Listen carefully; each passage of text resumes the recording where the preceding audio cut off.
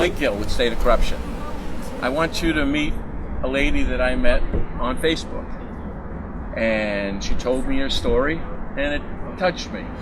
And I wanted to have you hear it.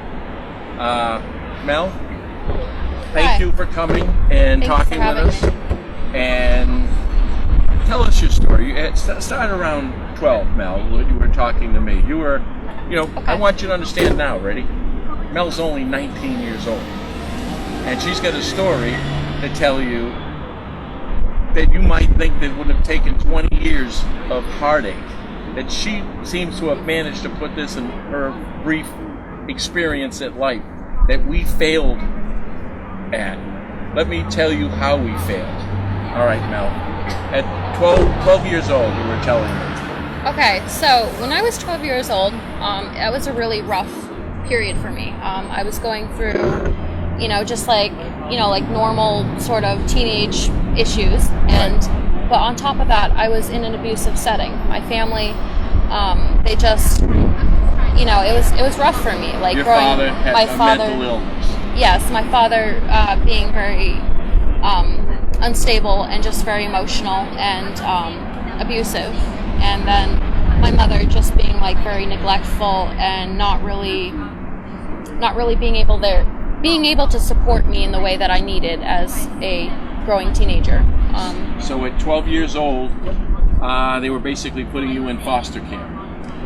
Well, what happened was I ended up having a really rough summer, and my father and we got into a huge argument, and now this is a 12-year-old. Yes, I was 12 years old, and I ended up starting to fight back because I had gone through a bunch of abuse from him, and I finally was like, I'm not going to take this anymore, and I ended up fighting back, and that got me put into placement and looked at as an uncontrollable teenager who, couldn't manage her emotions or her feelings, but inside I was really just hurt, and I wasn't able to express my feelings because I wasn't able to voice my opinions at that age because I felt like I couldn't, and I felt you like were 12 years old? Yeah, and on top of that, I just didn't feel safe enough to. So when you went to these foster homes, they were difficult too. They were basically being paid by the state to take care of you. Well, first I got put into placement around the age of 12, almost 13, and the first placement I went into, I stayed there for 4 years, and every time I would ask to come home and, just live back into my normal environment, they would tell me no, and that they didn't want me home, or that, I was still unstable and, emotional, and that I wasn't prepared. And so the truth is I wasn't prepared for the life of homelessness. And they didn't, they was helping you to get you out of that direction, where at 18 you were going to be homeless. Yeah. So no one reached out. So at 16 now, after foster care, right, you went to an adult prison on the basis of they just couldn't find a home for her. So, what happened actually was, I got put into this placement at 12, stayed there until I was 16, almost 17, got put back into the, neglectful, unstable environment that I was originally put into. And then from there, I ended up leaving, and I ended up getting put back into placement because they told me that they didn't want me in foster care because who would want a 17-year-old kid? Nobody wants, So they didn't have a when place they picture, usually when people picture foster kids, they picture, cuddly little 12-year-old girls who are nice and playful, but that's not the reality of things, especially if you have a damaged child with, abuse and neglect under her plate. So, yeah. So at that point, they put you in an adult prison. Yes, at you were 17 years old. At 17, they ended up putting me into a prison or a jail or whatever. Now, Mel didn't commit any crimes. I didn't commit any crimes. She's not on drugs, or never even taken drugs. I wasn't convicted of anything. I did have charges though, but they literally told me that they weren't going to put me in foster care that they were going to put me into a jail because they didn't have any place for me to go until I turned 18. And what was funny about that was by July 1st, they made it a law that no 17-year-olds could be put into jail. But it was funny because July 6th was my birthday. So what they ended up doing was they ended up having to be forced into putting me into a foster care home, which I did really well in. But my foster care system, or my foster care parents, they got cut off and they weren't able to provide for me anymore. As you get a certain age, at 18, they cut you off. They cut you off. So in other words, Mel experienced prison at 17 for doing nothing wrong, back and forth from foster cares. Now at 18, this is what happened to her.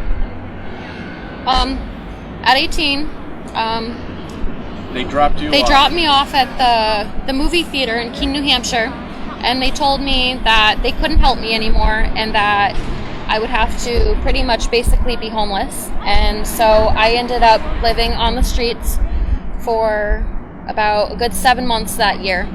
So you were dropped off with your bag of clothes, $20, and a bike that got stolen eventually. And a bicycle that she got stolen. An 18-year-old girl, by herself, right? That's how the system helped us out. But it's a problem that the foster care system is allowed to just drop a child off once they're 18, because one day you're a child and then one day they're expecting you to be an adult and do everything that an adult does. There's no transition period. There isn't a stepping stone into being an adult. There's just, here's the door, here's a bag of stuff, and hope you enjoy the rest of your life. You know, like there isn't that. So you wind up sleeping on the park, and what Mel would tell you is how people just ignore the poor people that are homeless here. It's just a lot of stigma and stereotyping. What I've realized being homeless is that people only will help you if they benefit from it. And there are people who still are genuine, but it's very rare that you find these people who actually are genuine enough to reach out and help you for the common good. And it's a problem because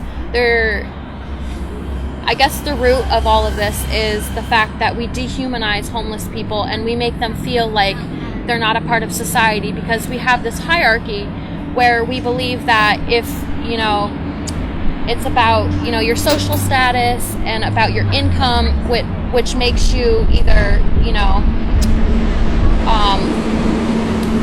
I guess you could say, which either benefits you in the long run or it doesn't. And, you know, like the hierarchy of, you know, I guess it just determines whether or not you're going to succeed in life or not. And there isn't an in-between. And this is the thing, Mel, right? You're trying to survive as a young woman in this impossible situation, and that's why I want to help. Well, there was just I guess going through each day, it was more about each day. Like, it wasn't...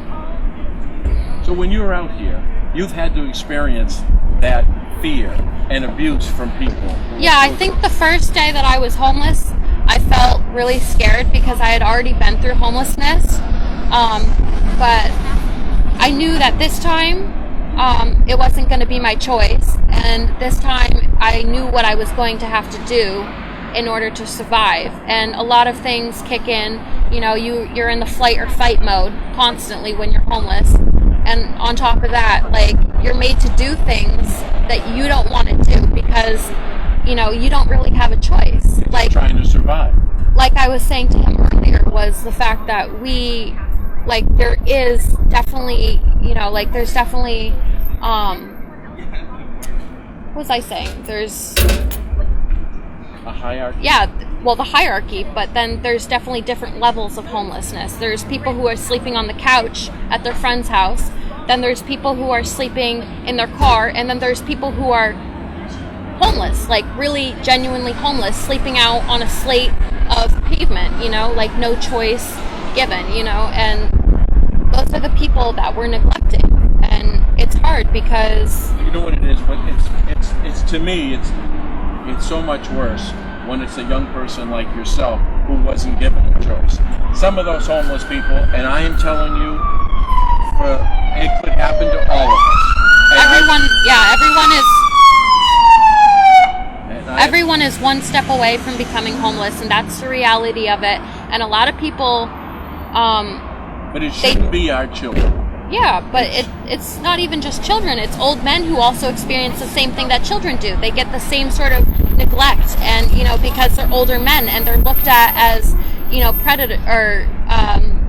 predators, and that's a problem because that's another stereotype and stigma that we have on people. And it's not just that. It's I can sit here and I can act calm and not show very much emotion, but what I had to go through day to day was it was horrendous. It made me feel like I didn't want to live anymore. I didn't want to do this. I didn't. And the thing here is, and this is what I've been saying, what they've taken away is hope.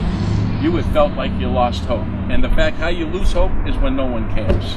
Yeah, you think about that at 2:00 in the morning when you're sitting outside and it's cold, because between 2 and 7:30 in the morning it becomes really cold outside, and you really feel neglected when people you depended on just gave up on you, and the resources say that they can't help you. And you told me once you called Jean Shaheen. I did. I called Jean Shaheen, and she basically just told me that and this was when you were homeless, right? Yeah. You just stopped the 18 years old off the bus. Jean said, she just basically said that they were trying to work on it, and they're really, she knew it was an issue, but I mean, we're here right now, and it's been over 2 years now, and I'm still, I just got off the streets 2 weeks ago, so that really says something about what we're doing with our homeless people. We're neglecting them. They're just going into the cracks of society, and we're just like being the street urchin, and just Right. forgotten about. And okay. Well, all right, thank you, Mel. yeah, thank you. And I am telling you, we will look into this more. Listen, if anything happens, you call me. All right, let's keep talking.